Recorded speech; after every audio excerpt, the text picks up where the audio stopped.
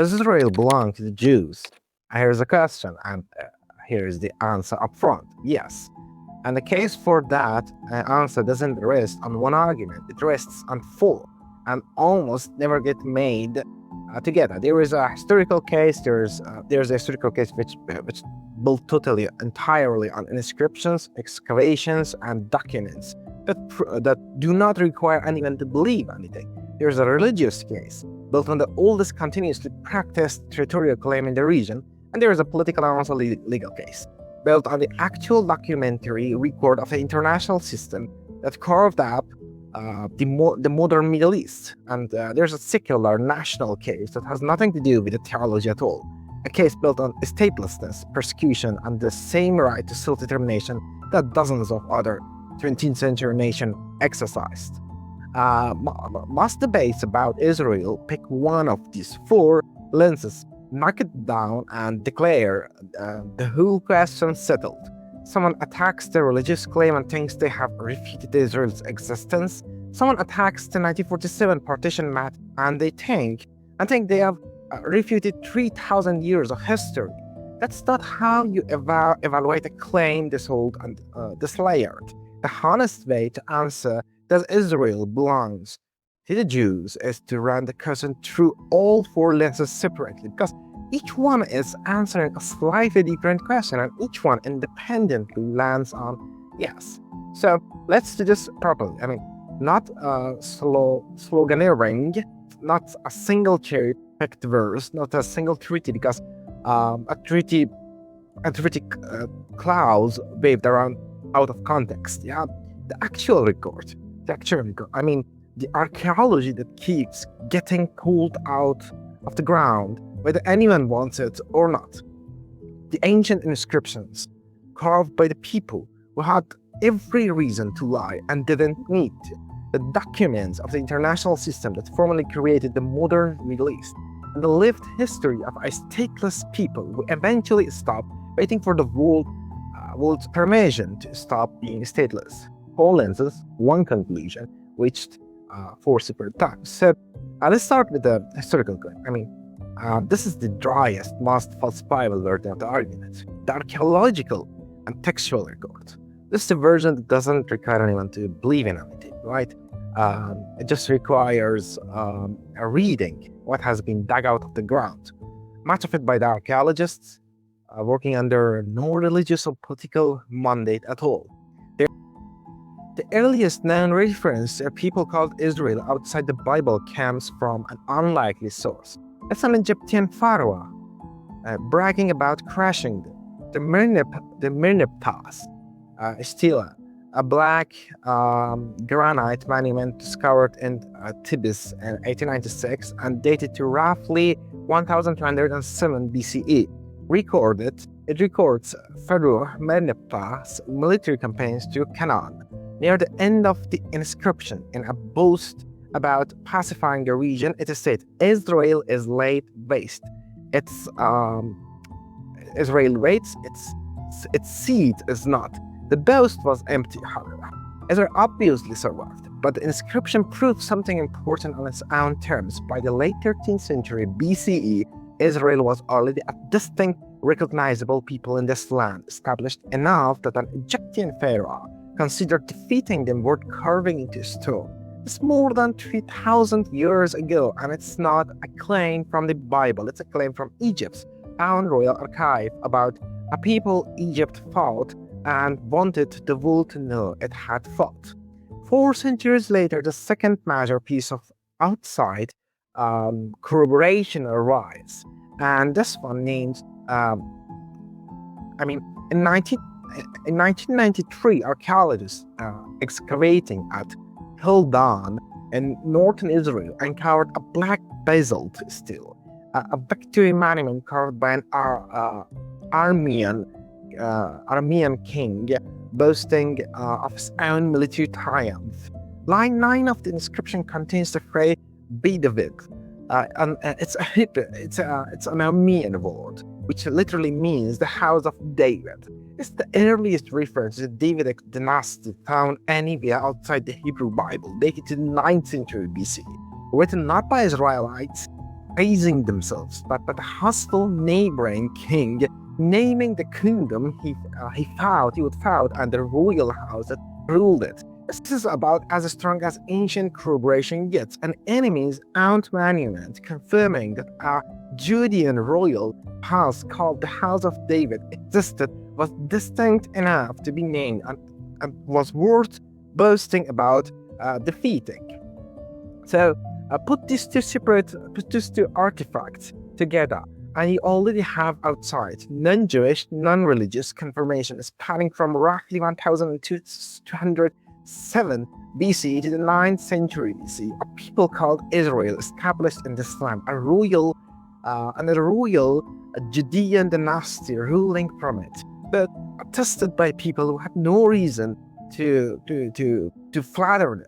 Archaeological excavation inside Jerusalem city of David have added to this picture over the past 2 decades. Fortifications, monumental architecture, and administration structure from the Iron Age to biblical archaeologists, including Eilat, Mazar, excavation of a Lord structure just south of the Temple Mount, have argued are consistent with a centralized kingdom operating from Jerusalem in exactly the period that the Bible describes King David and also King Solomon. So then comes exile. First Assyrian destruction of the northern kingdom of Israel in 722 BCE, then the Babylon destruction of the southern kingdom of Judea and its temple in 586 BCE, deporting much of the population. They depopulated that part, actually. So that part of the history is uncontroversial and attested across multiple ancient sources. What comes next is the more interesting part, because it isn't a Jewish source claiming a return, it's a Persian one. After Cyrus the Great conquered Babylon in 539 BCE, he issued a decree recorded in the Book of Ezra and corroborated in its general character by the Cyrus Cylinder, held today in the British Museum, releasing Judean exiles and authorizing them to return to Jerusalem and rebuild their temple, funded in part by the Persian treasury. This documented Persian imperial policy, Cyrus' broader practice described on his own cylinder of restoring displaced peoples and their sanctuaries, applied specifically to Judeans returning to Judea in 538 BCE. It is, as far as written record goes, the first documented return to Zion in history, and it was authorized not by Jewish religious authority but by the ruling empire of that day. So the centuries that followed saw Jewish sovereignty rise and fall multiple times in the same territory. Persian era Judea, the Hasmonean kingdom that won and held union political independence after the Maccabean revolt in the 2nd century BCE, and then the Client kingdom and eventual Roman province under Herod and his successors. Whatever else is contested about this period, the basic sequence of Jewish governing this specific territory on and off across roughly 1,000 years before Rome's final intervention is not seriously disputed by historians of any political persuasions. Now, the moment Rome tried to end this permanently after crashing the Bar Kokhba revolt in 135 CE, a revolt that, according to the Roman historians Cassius Dio, caused the lives of some 580,000 Jews and saw 50 fortresses and nearly 1,000 villages destroyed. The Imperial Hadrian did something specific and deliberate. He banned Jews' religious practice, Torah established Shabbat observers, circumcisions, and rabbinic courts were all outlawed. He built a pagan temple to Jupiter over the ruins of the Jewish temple. He renamed Jerusalem itself Aliyah Capitolina, and barred Jews from entering it, except once a year, a ninth of the Av, to mourn. And critically, he renamed the province Judea to become Syria Palaestina, deliberately borrowing the name of a long-banished Philistines specifically to sever the administrative and linguistic link between the land and the people who had just fought Rome for it 270 years. That's not a contested detail cherry-picked from one side source. It's recorded by Romans, it's recorded by Jewish sources alike. And modern historians across all the political spectrum agree on the basic sequence. The administrative name Palestine enters official use as an act of imperial retribution and erasure imposed on a land whose name until that point was Judea, literally meant land of the Jews. Historian describes their renaming as intentional, and if it stripped the province its association with people who had just rebelled against Rome and its name. So, here is the point that the Rome's erasure project never actually achieved. It didn't erase the Jews. I mean, Jewish communities persisted continuously in the land through the Byzantine, through the early Islamic, and then the Crusader, the Mamluks, and lastly the Ottomans. So concentrated specifically after the devastation of the Crusades, and what came to be called the Four Holy Cities, Jerusalem, Hebron, Safed, and Tiberias. This was not always a large population. Historians estimate the Jewish population fell from perhaps 10 to 20 before the Crusades to as low as 5,000 by the late 13th century, and the Crusader massacres in Jerusalem, Acre, and along their invasion routes, but never reached zero. It was never fully expelled. Ottoman tax records and detailed mid-19th century censuses commissioned by the philanthropist Sir Moses Montefiore document these communities precisely. That 1,000 just already living in Jerusalem as early as 1717, with Safed emerging as the largest Jewish population center in the Ottoman era. So Palestine, by the late 1860, according to the Ottoman statistics, and Tiberias and Hebron, sustaining their own continuous communities through plague, earthquakes, and periodic violence, right? Presence spanning nearly 2,000 years, right after the beginning of the modern Zionist immigration in the 80s. So the historical claim stated plainly there is outside non-religious corroboration of people called Israel in this land more than 3,000 years ago, outside the corroboration of a Davidic royal house ruling from it 28 centuries ago, a documented person authorized return from exile in 538 BC, a Jewish kingdom that rose and fell multiple times over the following 1,000 years.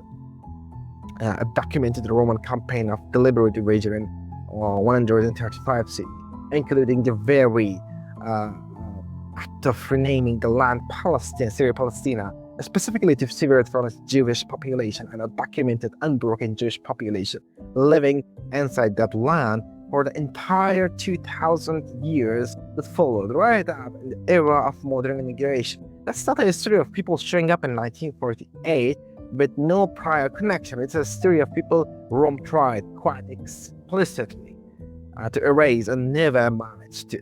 So now, coming to the second claim, which is the religious claim. That's different in kind, not just in degree from the first. The religious claim doesn't archaeology to function, but it isn't making a claim about verifiable historical facts alone. It's making a claim about covenant, and the covenant claims operate inside a belief system rather than an evidence a court or a historian could independently weigh. So for religious Jews, the connection to this specific land is not incidental to the religious, it's structural to it. The Hebrew Bible's foundation narrative is a promise of this land, first to Abraham in the book of Genesis, repeated to his son Isaac and grandson Jacob, and treated as the destination of the Exodus from Egypt and then Moses. And the land is not a side detail in this history, it is one of the central subjects of it. The 5 books of Moses spent enormous energy detailing the land's border, its tribal place, its agricultural laws, its sanctity, and so on. And what makes a religious claim historically distinctive isn't just the ancient text, it is what Jewish communities did with that text for the next 2,000 years in exile. On every continent they scattered to, a Jewish liturgy embedded a physician orientation toward Jerusalem into the structure of a daily prayer. Observant Jews have for roughly 2 millennia prayed facing east toward Jerusalem, wherever in the world they happened to be standing. The Passover Seder recited in Jewish homes on every inhabited continent for the last 2,000 years, closes with the word next year in Jerusalem, a line that is not a 20th century political slogan. It appears in Hadaka, which means love, text used in Seders, centuries before political Zionism existed as a movement, actually.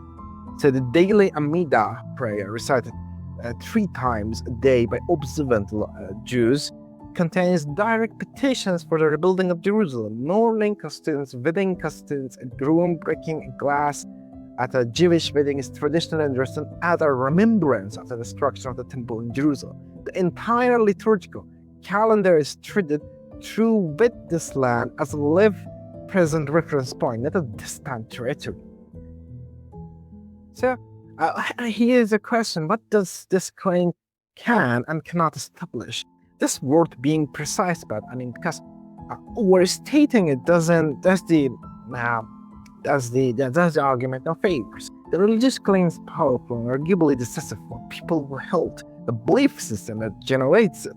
It's not, and it was never designed to be a legal argument that binds people outside the belief system. Modern Israel was not established as a theocracy in its own founding document, which we'll get to it.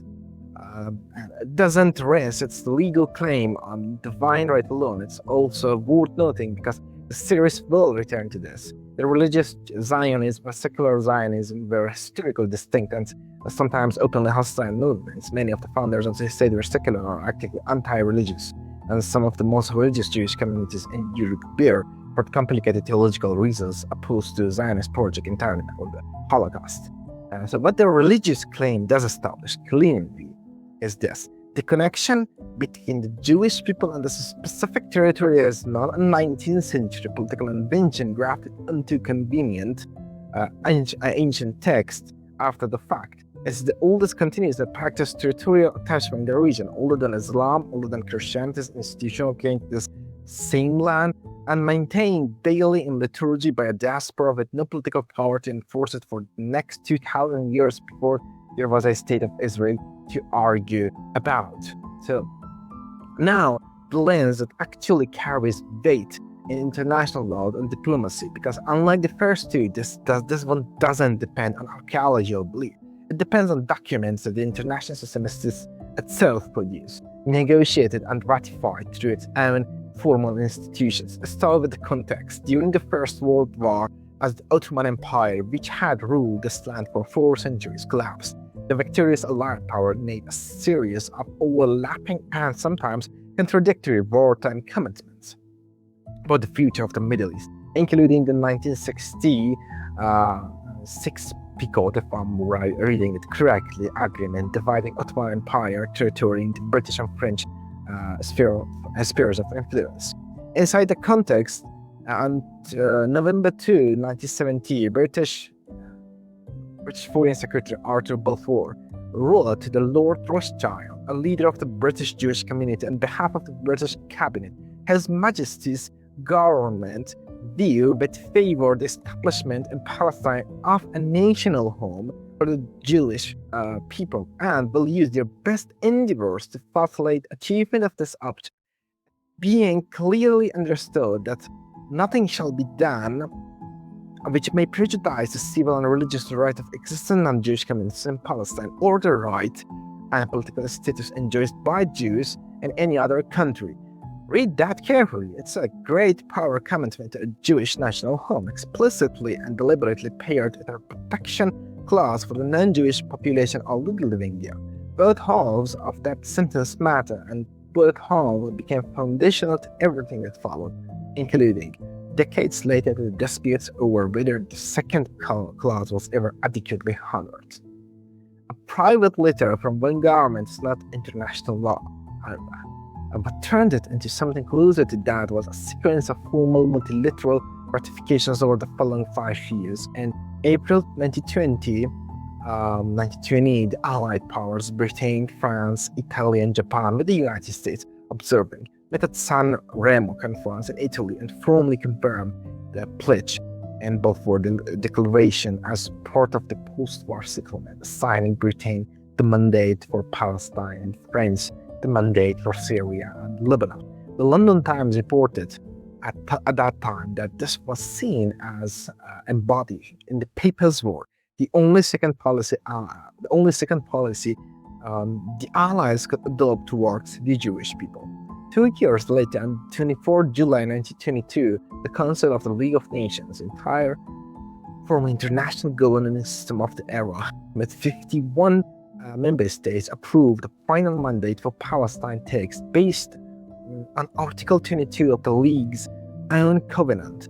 The mandate's preamble states plainly, a recognition has thereby been given to the historical connection of the Jewish people with Palestine and the grounds for reconstitution their national home in that country. Article 6 goes further, formally instructing the mandatory power to facilitate Jewish immigration under suitable conditions by safeguarding the rights of the existing population. It's not a sentiment, right? And it's not a single country's offense. Abiding legal an instrument of the recognized international government, international governing body of that era, formally and multilaterally recognizing a historical connection as the legal basis for reconstituting a national home, independently arriving at almost exchange language historians and archaeologists would later corroborate from an entirely different direction, right? So it would be dishonest to present the mandate period as a straight line toward Jewish state. No, and the series continues, and because a serious account has to say so.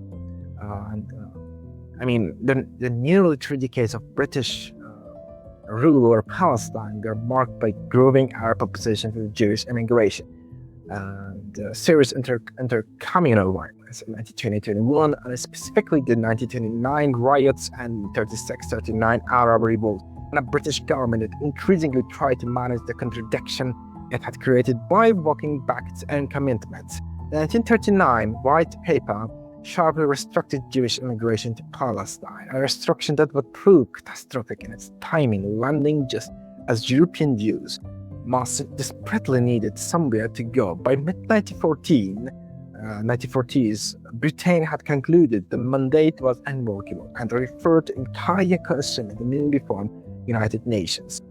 So the UN didn't simply rubber stamp a plan. It formed the United Nations Special Committee on Palestine, which is named at that time, and it's UNSCOP, sending investigators from 11 countries to the region in 1947 to study the situation direct and produce recommendations. So, UN's majority report recommended partition into a Jewish state and an Arab state, economically linked.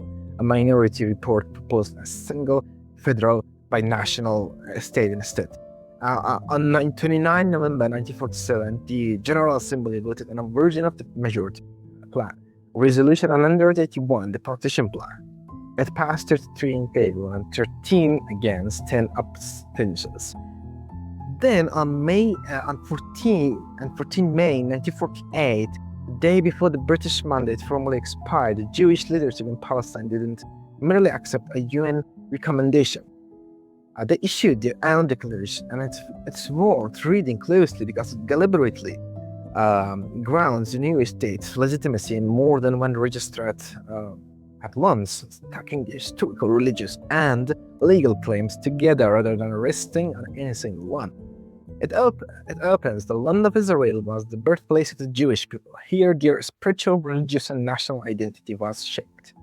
Exiled from Palestine, the Jewish people remained faithful to it in all of their countries of the dispersion, never ceasing to pray and hope for the return and the restoration of their national freedom. It goes on to invoke the Balfour Declaration and the League of Nations mandate by name as prior international recognition, and it closes the legal argument with a specific sentence. By virtue of our natural and historical right and unstringed, the resolution of the United Nations General Assembly hereby declared the establishment of a Jewish state. So here you need to notice the structure. It doesn't say because the UN said so. It says natural and historical right and the UN resolution. Two independent legal foundations deliberately stacked. So the state's legitimacy wouldn't depend on either one alone. So the political and the legal way in full, a formal wartime declaration by a great power conferred multilaterally by the Allied powers at San Remo, ratified into binding international law by the entire League of Nations system, followed after nearly 3 decades of a genuinely difficult and often violent mandate period by a direct on-the-ground human investigation and a formal General Assembly vote recommending statehood, followed by a declaration of independence explicitly invoked both of those prior international instruments together with the deep historical way. This is not might make right? It's one of the most heavily documented, most internationally deliberated statehood claims to emerge from the entire decolonization era, even as the terms on which it was implemented remain genuinely disputed. This claim up to today. Now the fourth lens, and that's a secular and national. This is the one people most often forget exists entirely, because they assume any pro-Israel argument must ultimately reduce a religious one. It doesn't.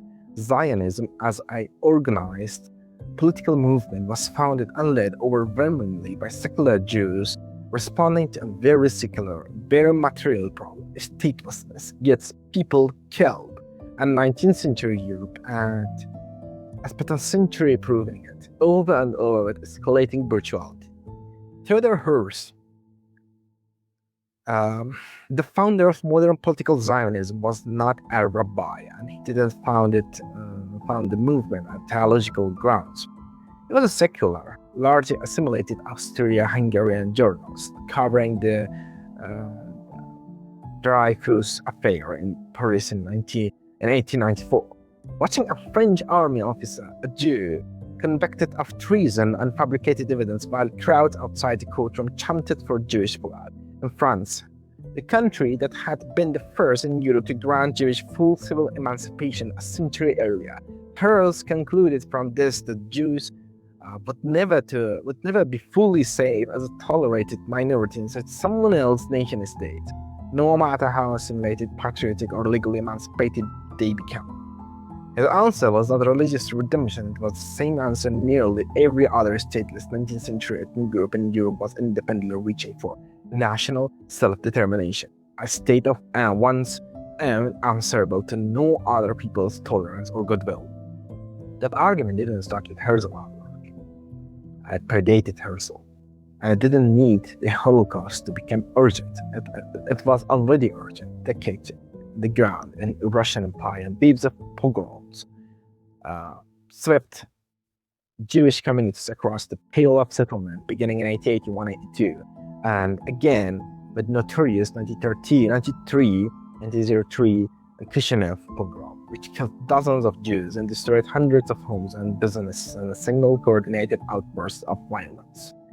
And this event triggered the first Aliyah, first organized wave of Zionist immigration to Ottoman ruled Palestine, beginning 1882, driven by the Hovavai Zion, lovers of Zion, if I say it correctly.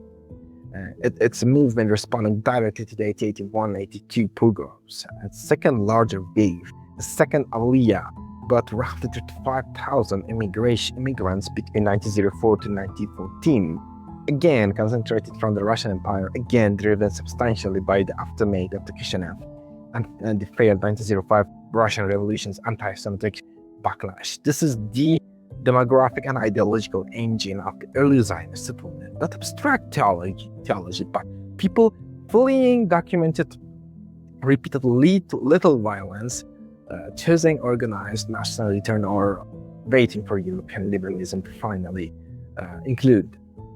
One of the clearest expression of this as a national, not religious project is what the early Zionist immigrants did with language. Hebrew hadn't been spoken vernacular for roughly 17th century. It survives purely as a liturgical and a literary language, the language of prayer and scholarship, while Jews spoke Yiddish, Ladino, Arabic, or the vernacular of whatever country they lived in.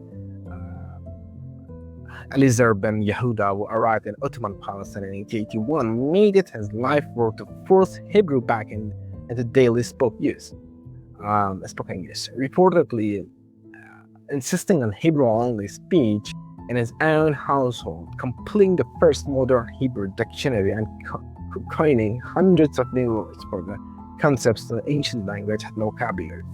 His son, born in 1882, generally credited as the first native speaker of modern Hebrew in roughly 70s.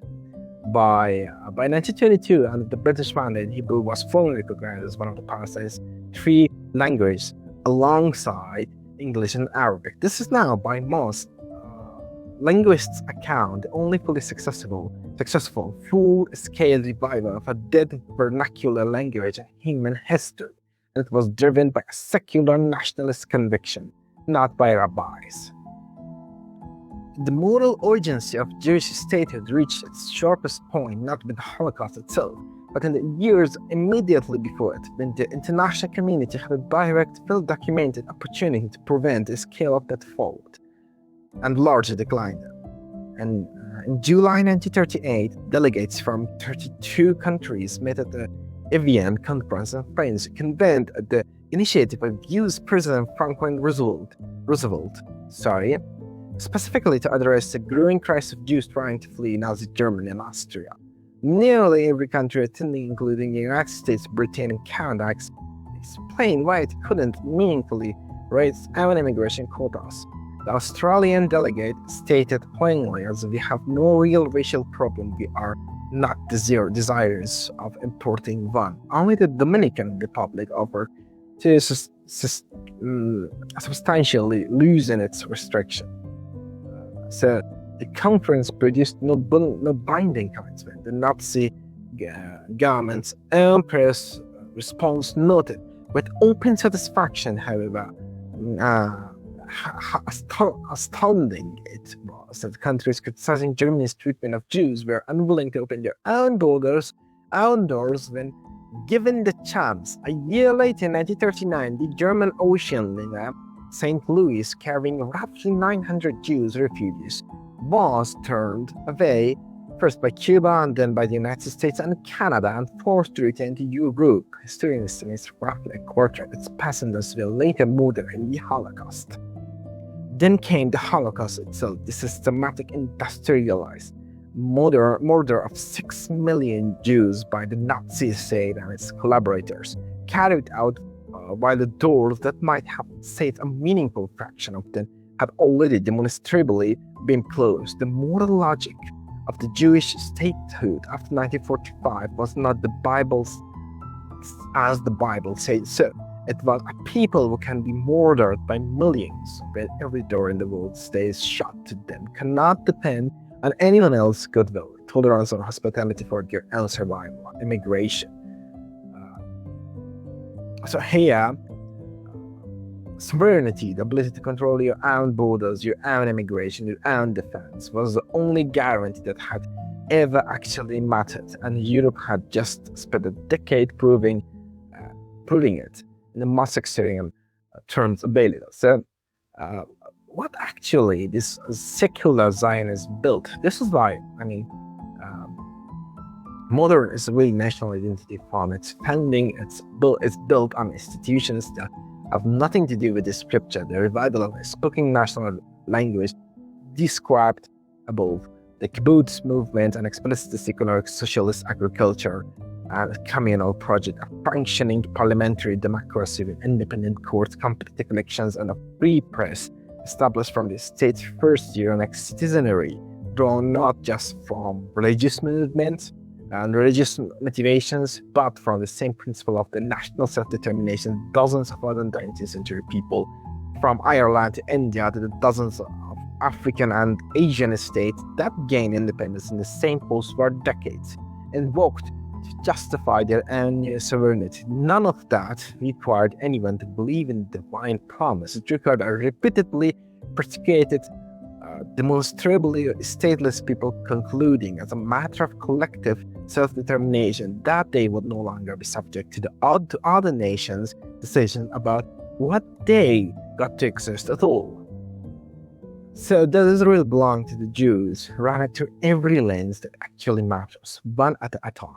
Historically, a people called Israel existed in Egypt's own royal archive more than 3,000 years ago, and by Davidic royal house named by a hostile neighboring king 28 centuries ago. A documented Persian outright return from exile in 538 BCE, first recorded return to Zion in history, a Jewish kingdom that rose and fell repeatedly over the following 1,000 years. A Roman imperial rule tried quite deliberately and quite explicitly to erase the connection between this people and this land by renaming the province itself, an unbroken Jewish population that outlasted the erasure project for the entire 2,000 years that followed.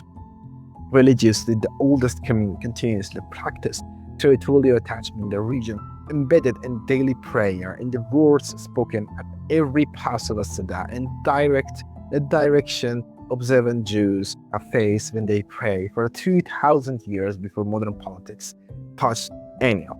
Legally and politically, a great power declaration confirmed by the Allied powers San Remo, ratified into binding international law by the entire League of Nations system, followed by direct UN investigation and General Assembly vote recommending a statehood, followed by a declaration of independence that deliberately stacked natural and historical right together with international recognition rather than resting the entire claim on either one alone, and nationally a secular movement built by a stateless, repeatedly persecuted people who watched pogroms, watched the world democracies decline to open their doors at Avian, watched a ship full of refugees turned away from the port after port, and concluded that the only guarantee that ever actually mattered was sovereignty, the same right to self-determination that dozens of other 20th century nations exercised on the envy of the empire.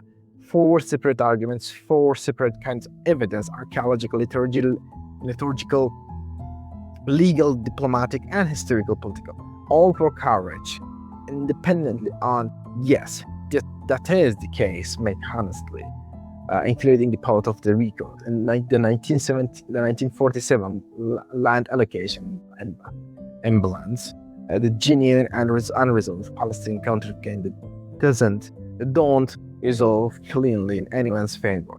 4 separate arguments, 4 separate kinds of evidence: archaeological, liturgical, legal, diplomatic, and historical, political, all for converge independently on yes.